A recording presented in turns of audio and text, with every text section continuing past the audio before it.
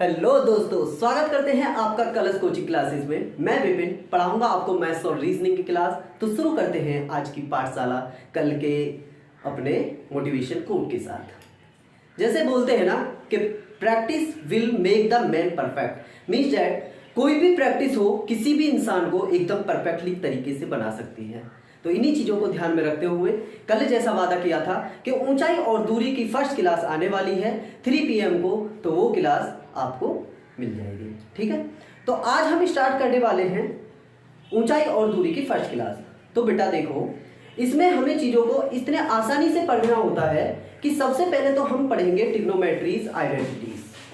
ट्रिग्नोमेट्रीज identities में हम जैसे साइन थीटा बराबर लंब बटे आधार होता है, कॉस थीटा बराबर आधार बटे कर्ण होता है, टेन थीटा बराबर लंब बटे आधार होता है। इस टाइप से सारी चीज़ों को स्पीडली तरीके से पढ़ेंगे। उसके बाद में हमारे पास में एक एंगल्स की टेबल आती है, उस टेबल को जानकारी लेंगे और उसके बाद में लंब गुणा और आधार, थोड़े पाइथागोरस प्रमेय के बारे में जानकारी लेंगे। उसके बाद में हम अपना चैप्टर स्टार्ट करेंगे। ठीक है, तो बढ़ते हैं आगे कदम लगा लेंगे। Topic trigonometries identities. तो बेटा साइन थीटा बराबर होता है लंब बटे कर्ण। यदि बात करें कि बाइलिंगुअल की बात करें तो लंब होता है परपेंडिकुलर,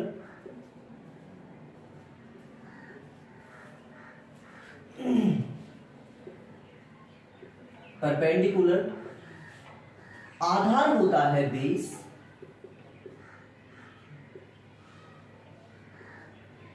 और कर्ण होता है हाइपोटेनियस।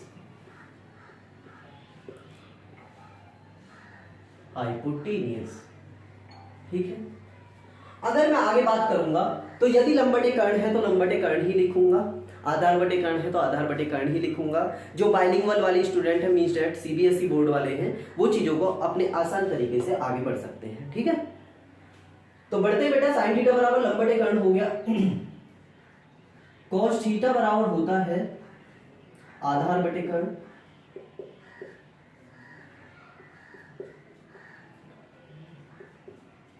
टेन थीटा होता है लंब बटे आधार, टेन थीटा के बाद आता है कॉट थीटा, कॉट थीटा होता है आधार बटे लंब,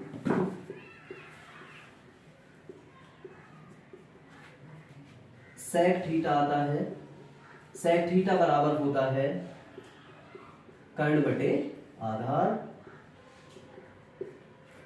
और कोसेक थीटा होता है कर्ण बटे लंब। ठीक है, अब बात करते हैं ये चीजें आसानी से याद कैसे रखी जा सकती हैं। तो छोटी छोटी क्लासों में पढ़ाया जाता है लाल बटे कक्का। हम कोई भी नई नॉलेज नहीं लेने वाले। अगर इन चीजों की बात करें ट्रिग्नोमेट्रीज आइडेंटिटीज की, तो लाल बटे कक्का से ही हम चीजों को पढ़ेंगे। जैसे लिखते हैं लाल बटे कक्का। अगर बात करें बच्चा कि साइन थीटा की, लाल मतलब लंब, एल मतलब लंब हो जाएगा, के मतलब कर्ण हो जाएगा। कॉस की बात करें तो आधार बटे कर्ण हो जाएगा, टेन की बात करें लंब बटे आधार हो जाएगा, कॉट की बात करें तो आधार ये अपोजिट चलता है, पहले इस टाइप से चलता है, यदि ऊपर की है और नीचे वाली है तो ये अपोजिट चलने लग जाता है। अगर कॉट की बात करें तो आधार बटे लंब, सेक की बात करें तो कर्ण बटे आधार, और कोसेक की बात करें तो कर्ण बटे लंब। इसमें हम चीजों को आसान तरीके से आगे देख सकते हैं। जैसे यदि हम लाल बटे कक्का के फॉर्मूला को हम अच्छे तरीके से डिफाइन करें तो कोसेक थीटा बराबर बता रखा है कर्ण बटे लंब। कर्ण बटे लंब यदि हम इसमें चेक करें तो कर्ण बटे लंब हो जाएगा, कोसेक थीटा बराबर कर्ण बटे लंब, साइन थीटा बराबर लंब बटे कर्ण, लंब बटे कर्ण। इस टाइप से हम इन चीजों को बहुत ही आसान तरीके से याद रख सकते हैं। ठीक है, तो बढ़ते हैं बच्चा आगे। दूसरी चीज थी, हम सीखेंगे पाइथागोरस प्रमेय के बारे में हल्का सा इंट्रोडक्शन। क्यों? क्योंकि ऊंचाई दूरी में जो क्लास हमारी आएगी या ऊंचाई दूरी जो चैप्टर है उसमें पाइथागोरस प्रमेय का हल्का सा मिश्रण है। यदि हम पाइथागोरस प्रमेय के बारे में डीपली जानकारी लेंगे तो वो बच्चा ट्रिग्नोमेट्री से स्टार्टिंग में लेंगे, जब आगे आने वाले टाइम में हमारा ट्रिग्नोमेट्री चैप्टर चलेगा। ठीक है, तो पढ़ते हैं आगे। बेटा पाइथागोरस प्रमेय कहता है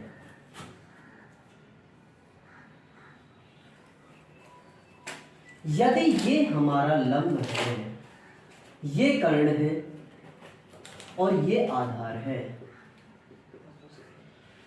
और पाइथागोरस प्रमेय ने एक चीज की कि यदि लंब और आधार के बीच का एंगल जो होगा वो हमेशा 90 डिग्री के एंगल पर होता है, तभी पाइथागोरस प्रमेय सिद्ध होती है। इसके लिए 90 डिग्री का एंगल हमें आवश्यक होता है। तो यदि हमसे कोई पूछने लग जाए कि पाइथागोरस जो है वो कहाँ पे हमारा काम आएगा, तो सबसे पहले उसकी फर्स्ट प्रायोरिटी जो होगी वो होगी कि उसमें लंब और आधार के बीच का जो एंगल होगा वो 90 डिग्री का होना चाहिए। पाइथागोरस सर ने दूसरी जो बात कही, उन्होंने कहा कि बच्चा यदि आप कर्ण का स्क्वायर कर रहे हैं तो वो लंब के स्क्वायर प्लस आधार के स्क्वायर के बराबर होगा। This is the most important theorem. This is the most important theorem. ये चीजें हमें याद रखनी होंगी। अगर जीरो बेस वाले बच्चों को बता दे कि यदि कर्ण है, कर्ण स्क्वायर बराबर हो गया लंब स्क्वायर प्लस आधार स्क्वायर, यदि यहाँ पे हमें लंब निकलवा लिया जाए तो बच्चा घूम जाएगा। इसमें कुछ भी घूमने वाली बात नहीं है बच्चे, कि लंब स्क्वायर बराबर हो जाएगा मेरा कर्ण स्क्वायर। क्यों? कर्ण स्क्वायर तो इधर ही है, यदि आधार स्क्वायर को उठा के मैं इधर ले आऊं तो बेटा ये हो जाएगा माइनस का। इतना तो बेस सबका क्लियर है। दूसरी चीज लंब स्क्वायर इस टाइप से निकल आएगी। अगर तीसरी चीज की बात करें कि आधार स्क्वायर निकलवा लिया जाए, आधार स्क्वायर निकलवा लिया जाए तो इसका हो जाएगा बेटा आधार स्क्वायर को इधर ही रहने दीजिए, कर्ण स्क्वायर माइनस लंब स्क्वायर कर दीजिए, माइनस लंब स्क्वायर कर दीजिए। ठीक है, अब बात करते हैं कि वो कौन सी एक दो वैल्यू होंगी जो पाइथागोरस प्रमेय को सिद्ध करती हैं, जो पाइथागोरस प्रमेय को सिद्ध करती हैं। ठीक है, उसके बाद में पाइथागोरस प्रमेय को सिद्ध करती है। उसके बाद में बात करते हैं कि भैया ये ट्रिपलेट होते हैं। ट्रिपलेट की हम बात करेंगे जब हमारा त्रिकोण चैप्टर या ट्राइंगल चैप्टर स्टार्ट होगा। यहां पे बस मैं एक डीप जानकारी, एक एग्जांपल लेके ये बता देता हूं कि यदि पाइथागोरस सर ने बताया कि कर्ण स्क्वायर बराबर लंब स्क्वायर प्लस आधार स्क्वायर होता है तो ये चीजें कैसे क्वालिफाई होती हैं। तो भैया बात करते हैं ट्रिपलेट्स के बारे में। एक ट्रिपलेट्स होता है हमारा 3, 4 और 5। ठीक है, यदि मैं इसे पाइथागोरस प्रमेय में अप्लाई करके देखूं तो बच्चा 5 जो होगा वो होगा मेरा कर्ण, मतलब कि 5, और लंब जो होगा वो होगा 3 और आधार होगा 4 बच्चे। ठीक है, सर ने कहा कि कर्ण स्क्वायर, यदि कर्ण का स्क्वायर करें तो 5 का स्क्वायर मीन्स दैट 25 हो जाएगा, और लंब का स्क्वायर करें तो 3 3 9 हो जाएगा, और प्लस आधार का स्क्वायर करें तो 4 चौक 16 हो जाएगा, 16 और 9 25 हो जाएगा। This is the proof of Pythagoras प्रमेय and this is the first value of Pythagoras प्रमेय। एंड ये कह सकता हूं कि 3 4 5 जो ट्रिपलेट है, this is the very most important triplet for SSC exam. ठीक है, आगे बढ़ते हैं। ये सारी चीजें यहां तक समझ में आती हैं। यदि स्क्रीनशॉट लेने की बात करें तो मैं अलग हो जाता हूं, सारी चीजों का स्क्रीनशॉट एक साथ ले सकते हैं। तो बच्चे बढ़ते हैं आगे ट्रिग्नोमेट्री आइडेंटिटीज के बारे में, कि यदि हमारे sin 0, sin 30, sin 45, sin 60 और sin 90 की वैल्यू पूछ ली जाए तो वो क्या होगी, और sin से यदि कोसेक की वैल्यू पूछ ली जाए तो वो क्या होगी। सारी चीजों का बनाना सीखेंगे, किसी चीज को याद नहीं रखेंगे बच्चा। ठीक है, आगे बढ़ते हैं।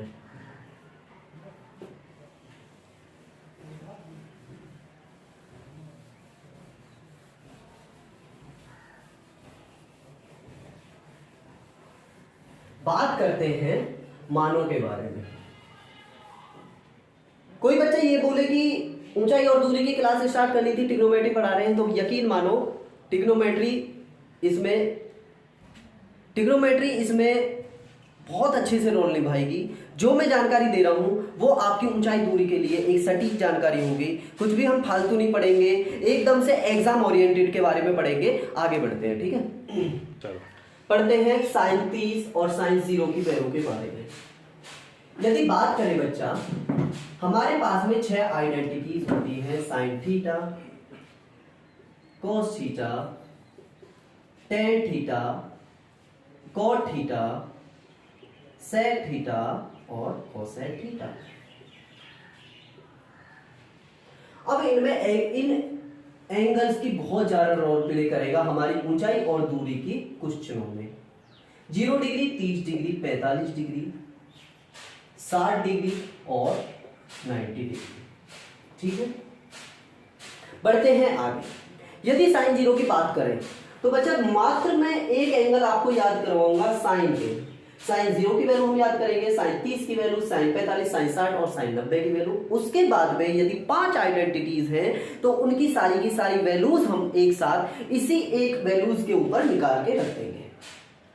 याद कुछ भी नहीं करना है, दिमाग पे लोड बिल्कुल नहीं लेना है, मैथ पढ़ना है, मैथ को आसान समझना है, हार्ड नहीं। ओके, बढ़ते हैं आगे। यदि साइन 0 की बात करें तो इसकी वैल्यू होती है 0।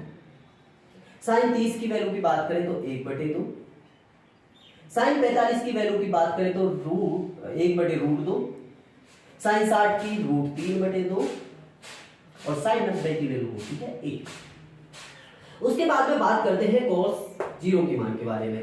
कुछ नहीं करना, जो साइन के मान है सारे के सारे उठा के उल्टी तरीके से रख दीजिए, सारे के सारे cos के मान आ जाएंगे। तो cos 0 की वैल्यू 1, ये इधर आया, √3/2 यहां आ जाएगा,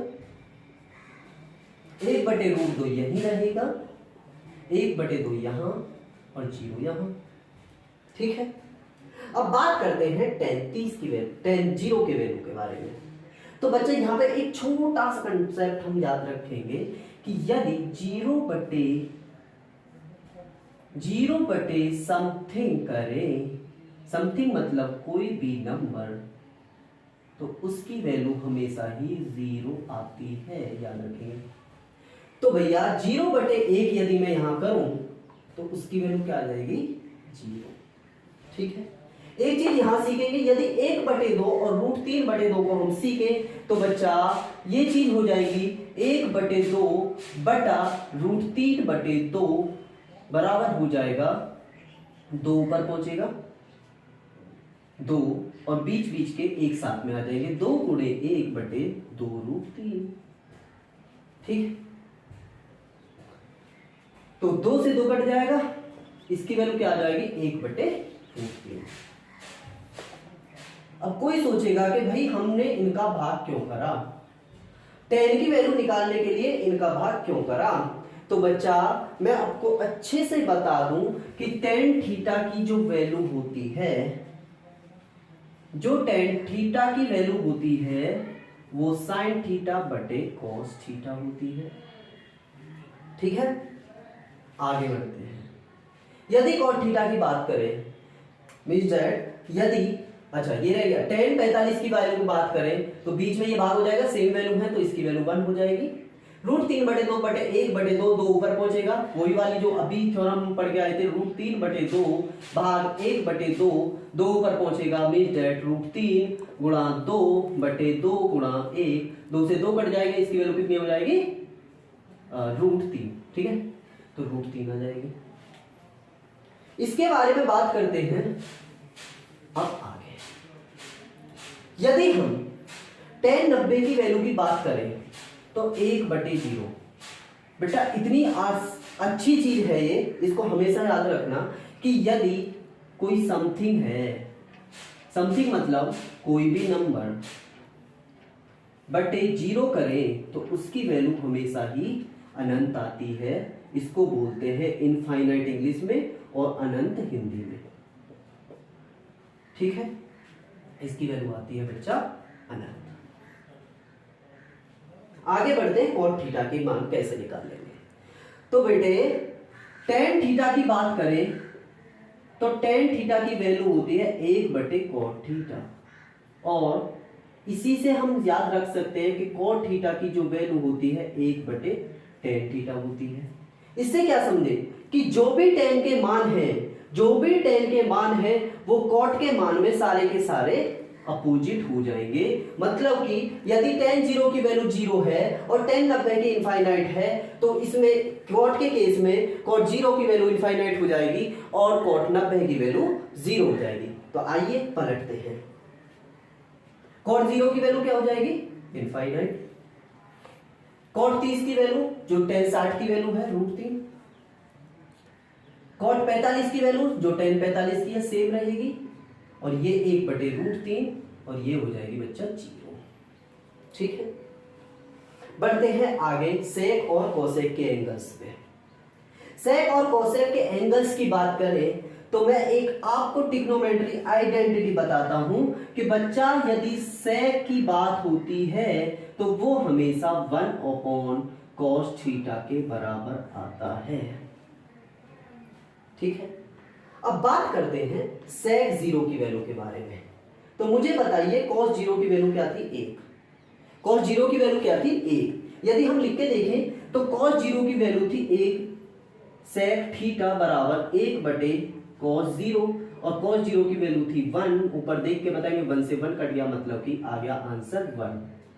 ठीक है, तो इसकी बच्चा 1 हो जाएगी।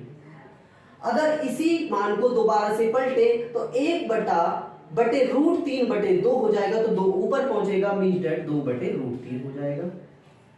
इसकी बात करें तो √2 हो जाएगा, इसका 2 हो जाएगा और 1/0 की वैल्यू हम बता चुके हैं अभी कि समथिंग बटे 0 जो होती है इनफाइनाइट होती है, मतलब कि इसकी वैल्यू अनंत हो जाएगी। कोसेक थीटा की बारे में बात करें तो जो सारे सेक के एंगल्स हैं इनको सारे के एंगल्स को पलट दीजिए, मीन दैट सेक 0 की जो वैल्यू है वो कोसेक 90 में पहुंच जाएगी और cos 0 की जो वैल्यू है वो सेक 90 की वैल्यू उठकर आ जाएगी। तो cos 0 की वैल्यू सेक 90 की वैल्यू मीन दैट इनफाइनाइट। 2 इधर आ जाएगा, √2 इधर आ जाएगा, 2/√3 इधर और 1 आ जाएगा इधर। ये चीज हमने आसान तरीके से सीखी। मैंने आपको टेबल बनाना सिखाया। बात करते हैं चैप्टर के बारे में आगे की बातें। ठीक है, तो मैं इन चीजों को फिनिश कर देता हूं, यदि स्क्रीनशॉट लेना हुए तो अलग हो जाता हूं। बढ़ते हैं चैप्टर की दिशा में आगे। हमने पाइथागोरस प्रमेय पढ़ी, हमने ट्रिग्नोमेट्री थ्योरम्स पढ़ी, हमने थोड़ी सी जो हमारे हाइट और डिस्टेंस में चीजें नेसेसरी हैं वो पढ़ी हैं। अब बात करते हैं ऊंचाई और दूरी के क्वेश्चंस के बारे में। थोड़ी सी यदि दृश्य दिखा दूं तो इसमें हम एक तरफ से चीजों को लेके चलेंगे। मैंने जो क्वेश्चन निकाले हुए हैं या मैं ये कह सकता हूं कि मैं जो आपको क्वेश्चंस यहां पे करवाऊंगा हाइट और डिस्टेंस के, यकीन मानिए बच्चा उनसे अलग एक भी क्वेश्चन करने की आपको बिल्कुल जरूरत नहीं है। पेपर में क्वेश्चन इन्हीं चीजों में से आएगा जो मैं यहां पे करवाने वाला हूं। अगर हाइट एंड डिस्टेंस का कोई एक थ्योरम के ऊपर सवाल है तो उसके मैं आपको 4-4 सॉल्यूशन करवाऊंगा। किसी भी एक सवाल के सेम सवाल 4-4 उसी थ्योरम में करवाऊंगा। मींस दैट कोई भी तरीका यदि सवाल करने का होगा तो वो डेफिनेटली मेरी क्लास देखने के बाद में आपको उंगलियों पर होगा, मींस दैट टिप्स पर होगा। ठीक है, बढ़ते हैं सवालों की ओर। पहला सवाल देखते हैं हाइट और डिस्टेंस का। मैंने ये आपको सारे के सारे क्वेश्चंस निकाले हुए हैं। ठीक है, बढ़ते हैं। तो पहले सवाल की तरफ रुख करते हैं। पहला सवाल लगा लेंगे हाइट और डिस्टेंस का। सवाल कहता है कि किसी मीनार के आधार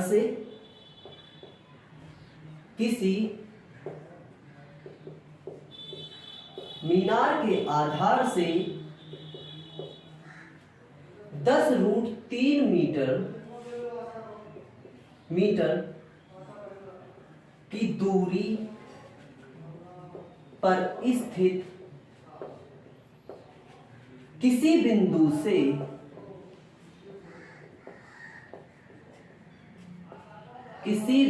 से उसके शिखर का उन्नयन कोण, उसके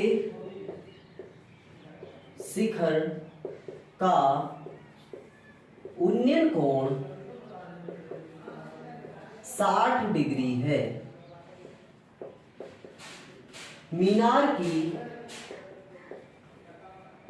ऊंचाई ज्ञात कीजिए। ऊंचाई ज्ञात कीजिए। ठीक, बढ़ते हैं सवाल की तरफ। ऑप्शन दिए हैं बेटा 10 मीटर, 20 मीटर, 10/√3 मीटर और 30 मीटर। करते हैं भाई सवाल को। सवाल कहता है किसी मीनार के आधार 10√3 मीटर की दूरी पर स्थित। भाई सवाल कहता है कि हमारे पास में एक मीनार है। इस मीनार का आधार ये हो जाएगा, मीनार के आधार से 10√3 मीटर दूरी पर स्थित बिंदु, ये वाला बिंदु। समझ में आई चीजें? मीनार के आधार से 10√3 मीटर की दूरी तक बिंदु स्थित किसी बिंदु से उसके शिखर का उन्नयन कोण। बात करेंगे अभी उन्नयन कोण क्या होता है। उन्नयन कोण दे रखा है बच्चा 60 डिग्री। तो मीनार की ऊंचाई याद कीजिए, मैं मीनार की ऊंचाई मान लेता हूं h है। अब बात करते हैं दो थ्योरम्स के बारे में कि उन्नयन कोण और अवनमन कोण क्या होता है। तो बच्चा एक फिजिक्स में चीजें होती हैं, देखो टीचर मैं मैथ का हूं, इसमें कोई लोड लेने वाली बात नहीं है, थोड़ी चीजें कंफर्म करने के लिए पड़ी हुई हैं, तो उन चीजों को मैं बारे में बताता हूं। तो ये फिजिक्स के अनुसार उन्नयन कोण और अवनमन कोण की परिभाषा होगी। उन्नयन कोण कहता है कि यदि कोई प्रेक्षक है और प्रेक्षक को किसी बिंदु को देखने के लिए अपनी गर्दन का उठाना मंजूर हो, मतलब कि कोई प्रेक्षक किसी बिंदु को देखने के लिए अपनी गर्दन को ऊपर उठाए, तो बेटा इसको आसान सी भाषा में उन्नयन कोण कहते हैं। बढ़ते हैं आगे। इस परिभाषा को यदि इस बिंदु से और इस बिंदु तक देखें तो प्रेक्षक यहां है, प्रेक्षक को ऊपर देखना चाह रहा है, तो ये जो एंगल होगा ये उन्नयन कोण होगा, मतलब कि 60 डिग्री होगा। बात करते हैं अवनमन कोण की। अवनमन कोण सेम उन्नयन कोण का उल्टा होगा। जैसे अवनमन कोण में कह सकते हैं कि यदि किसी प्रेक्षक को किसी बिंदु को देखने के लिए अपनी गर्दन को नीचे झुकाना पड़ता है तो वह एंगल अवनमन कोण होता है। ठीक है, समझ में आई चीजें? बढ़ते हैं सवाल की तरफ। सवाल ने कहा कि किसी मीनार के आधार 10√3 मीटर की दूरी पर स्थित किसी बिंदु से उसके शिखर का उन्नयन कोण 60 डिग्री है, तो मीनार की ऊंचाई ज्ञात कीजिए। मैंने बोल दिया ये। अब बच्चा हमें कुछ नहीं करना, जो हमने ट्रिग्नोमेट्रीज आइडेंटिटीज पढ़ी हैं उनमें बस मेरे को एक दिमाग लगाना है कि लंब ये होगा, मैंने बताया कि लंब ये होता है और आधार ये होता है और कर्ण ये होता है 90 डिग्री के एंगल्स में, मतलब कि बात कर रहा हूं मैं पाइथागोरस त्रिभुज की। ठीक है बच्चे, बढ़ते हैं आगे। मुझे बस ये बताइए कि लंब बटे आधार किस में होता है। तो बात करेंगे बच्चे कि tan थीटा बराबर लंब बटे आधार होता है। मैंने लंब बटे आधार ही क्यों लिया इसकी भी बात करता हूं, क्योंकि मेरे पास में केवल इस त्रिभुज में लंब है और आधार है, कर्ण तो हमें है ही नहीं। बात करते हैं यदि कर्ण की आवश्यकता होती तो कर्ण हम निकाल सकते थे, लेकिन इस क्वेश्चन में आवश्यकता है नहीं, तो कर्ण निकालने की कोई आवश्यकता नहीं है। tan थीटा बराबर लंब बटे आधार होता है। थीटा बच्चा कितना दिया है 60 डिग्री। tan 60 बराबर होता है लंब बटे आधार। लंब कितना है h और आधार कितना है 10√3। बात करते हैं tan 60 की वैल्यू क्या होती है। तो tan 60 की वैल्यू होती है बच्चे √3। मैंने पढ़ाया हुआ है कि sin 60 की वैल्यू होती है √3/2 और cos 60 की वैल्यू होती है कितनी 1/2। 2 ऊपर पहुंचेगा √3 गुणे 2/2 गुणे 1, 2 से 2 कट जाएगा तो बचेगा √3। तो tan 60 की वैल्यू होती है √3। √3 बराबर होगा h/10√3। यदि 10√3 को इधर लेके जाऊं तो h बराबर हो जाएगा √3 गुणे 10√3 और √3 से √3 की गुणा करेंगे तो बच्चा होगा क्या 3, तो 10 गुणे 3 बराबर क्या हो जाएगा 30 मीटर। तो इसमें पूछा था कि मीनार की ऊंचाई क्या होगी, तो मीनार की ऊंचाई हो जाएगी 30 मीटर। ठीक है, क्वेश्चन समझ में आया। बात करते हैं अगले क्वेश्चन के बारे में।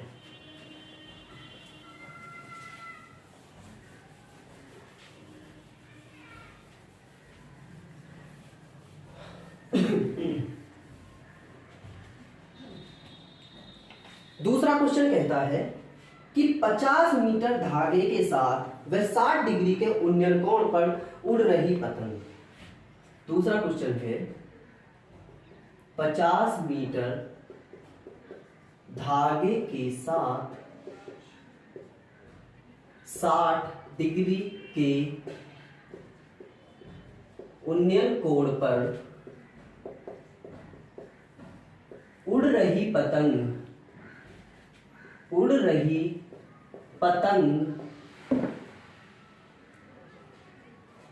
की आधार से ऊंचाई ज्ञात कीजिए।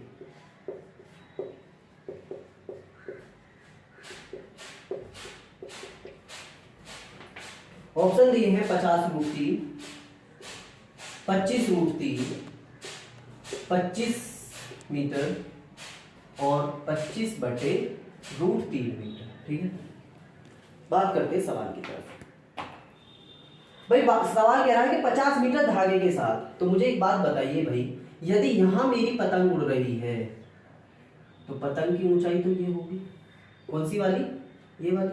और धागा क्या होगा, कोई बच्चा पतंग उड़ा रहा है तो इस टाइप से ही तो धागा जाएगा, तो पतंग पहुंची हुई है यहाँ, तो पतंग 50 मीटर धागे के साथ है, मीटर इसका जो कर्ण होगा वो 50 मीटर हो जाएगा। बात करता है आगे, उन्नयन कोण है 60 डिग्री का। और दूसरी चीज क्या पूछे, पतंग की आधार से ऊंचाई ज्ञात कीजिए, आधार से ऊंचाई ज्ञात कीजिए, तो ऊंचाई मैंने h। अब मुझे सर एक बात बताइए कि भैया मेरे पास में चीजें हैं क्या क्या, तो मेरे पास में लंब है और कर्ण है। मुझे ट्रिग्नोमेट्री में बताइए कि लंब बटे कर्ण किसकी वैल्यू होती है। तो बच्चे बोलेंगे कि गुरुजी साइन थीटा की वैल्यू होती है लंब बटे कर्ण, अभी तुरंत पढ़ के आए हैं। साइन थीटा की वैल्यू होती है लंब बटे कर्ण, और थीटा की बात करूं तो एंगल कितना दे रखा है भैया, साइन 60 बराबर लंब क्या है h और कर्ण क्या है 50। साइन 60 की वैल्यू की बात करूं तो √3/2 बराबर h/50। इसको इधर ले जाऊं तो h बराबर हो जाएगा 50 गुणे √3/2। 2 से 50 कितनी बार कटेगा, 25 बार, तो इसकी वैल्यू आ जाएगी 25√3। मतलब कि पतंग आधार से पतंग की ऊंचाई जो होगी वो 25√3 होगी, तो हमारा ऑप्शन सेकंड करेक्ट होगा। ठीक है, बात करते हैं नेक्स्ट सवाल की ओर, समय ना गवाते हुए। उम्मीद करता हूं बच्चा कि सवाल, हर कोई सवाल मेरा पढ़ाया हुआ आपको प्रॉपर तरीके से समझ में आ रहा होगा। यदि कोई भी सवाल में कुछ भी डाउट हो तो आप बेशक कमेंट बॉक्स में उसका क्वेश्चन या उसका जवाब हमसे पूछ सकते हैं, लेकिन भैया इन्फॉर्म तो आपको ही करना पड़ेगा। ठीक है सर, बात करते हैं थर्ड सवाल की। क्वेश्चन नंबर 3, यदि दो खंबे जो कि 24 मीटर, यदि दो खंबे जो कि 24 मीटर और 36 मीटर ऊंचे हैं,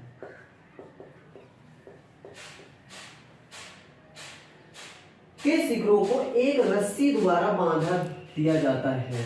दोनों के शिखरों को एक रस्सी द्वारा बांध दिया जाता है। यदि रस्सी क्षैतिज के साथ 60 डिग्री का कोण बनाती है, यदि रस्सी क्षैतिज के साथ 60 डिग्री का कोण बनाती है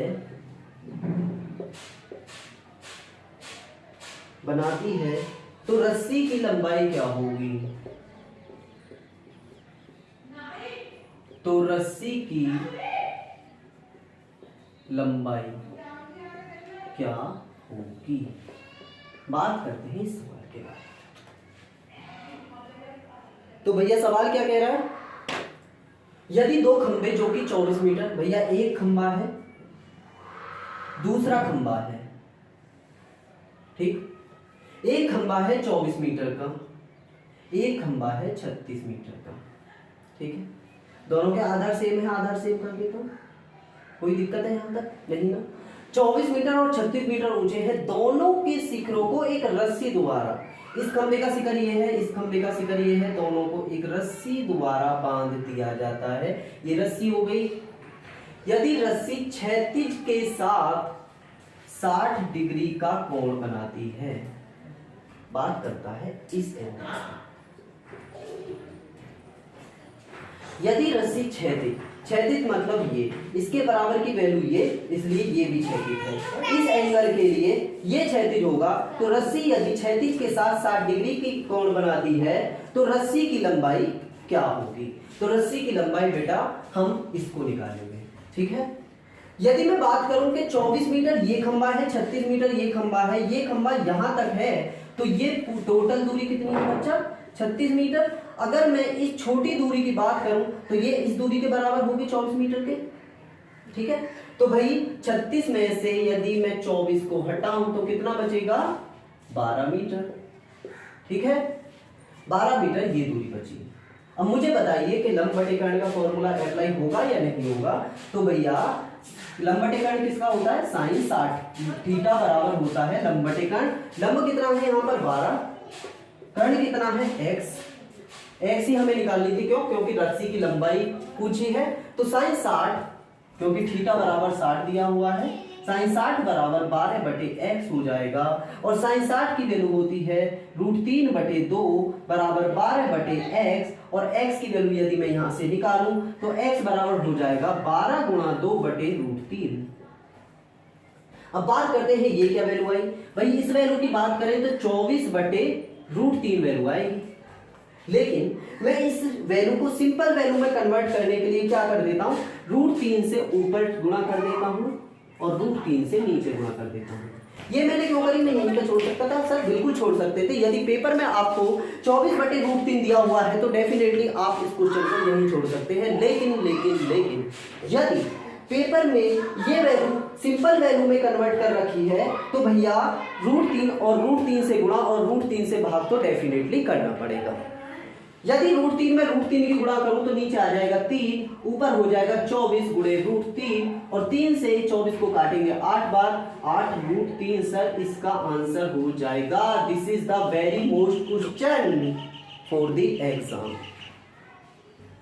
एग्जाम, ठीक है। एक सवाल और लेंगे, आज की क्लास यहीं पे एंड करेंगे। तो लास्ट सवाल देखते हैं सर।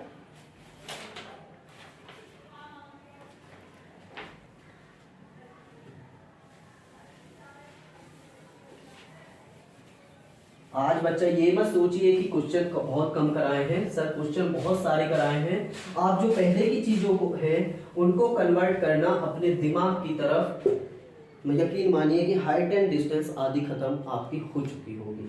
4 सवाल है, किसी खंबे की छाया उसकी ऊंचाई की √3 गुनी है। क्वेश्चन नंबर 4, किसी खंबे की छाया उसकी ऊंचाई की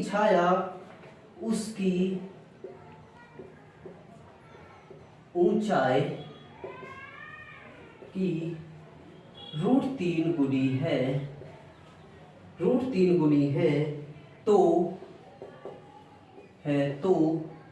त्रिकाश का कोण ज्ञात कीजिए। ऑप्शन लिखेंगे 60 डिग्री, 30 डिग्री, 45 डिग्री, 90 डिग्री, ठीक। बात करते हैं क्वेश्चन की तरफ। किसी खंबे की छाया उसकी ऊंचाई की √3 गुनी है। भैया खंबा है, अगर मैं इस खंबे की ऊंचाई x ले लूं तो कोई दिक्कत है? नहीं ना। इसकी छाया भाई यही तो पड़ेगी, माना इसकी ये छाया है, इसकी ऊंचाई की √3 गुना √3x गुना है, तो प्रकाश का कोण ज्ञात कीजिए। सर एंगल ज्ञात करना है ये वाला, ठीक है। ये तो 90 होता ही है, पाइथागोरस थ्योरम में लगा दीजिए। लंब बटे आधार किसका होता है बच्चा? tan थीटा की वैल्यू होती है लंब बटे आधार, ठीक। तो tan थीटा बराबर होता है, लंब क्या है x और आधार क्या है √3x। x से x कैंसिल आउट कर देंगे तो tan थीटा बराबर हो जाएगा 1/√3, और 1/√3 वैल्यू किसकी होती है tan में, मुझे ये बता दीजिए। सर sin 30 की वैल्यू होती है 1/2, cos 30 की वैल्यू होती है सर √3/2। अगर इस 2 को ऊपर ले जाऊं तो 2 गुणा 1/2 गुणा √3, 2 से 2 कैंसिल आउट, 1/√3, मतलब कि 30 डिग्री की वैल्यू होती है, ठीक। तो tan 30 की वैल्यू हो जाएगी tan थीटा बराबर, tan 30 लिख सकता हूं मैं 1/√3 की जगह, क्योंकि इसकी वैल्यू यही होती है। tan से tan काट देता हूं तो थीटा बराबर आ जाएगा 30 डिग्री। तो बच्चों आज की क्लास यहीं खत्म करते हैं। उम्मीद करता हूं कि कल यदि आपको मिलेंगे तो आप इन चीजों को रिवाइज करके मिलेंगे, ठीक है। तो कल सेकंड क्लास होगी इसकी, आज क्वेश्चन 4 ही हुए। इसका मतलब ये नहीं है कि ट्रिग्नोमेट्री में हमने सारी चीजें पढ़ ली हैं। हाइट एंड डिस्टेंस की काफी सारी चीजें हम कन्वर्ट कर चुके हैं, अब बस हम सवालों की तरफ रुख करेंगे, ठीक है। तो आज की क्लास यहीं पर खत्म करते हैं। यदि चैनल पसंद आया हो, क्लास पसंद आई हो तो आप खुद जानते हैं आपको क्या करना है, ठीक है। क्लास खत्म करते हैं। नमस्कार, जय हिंद।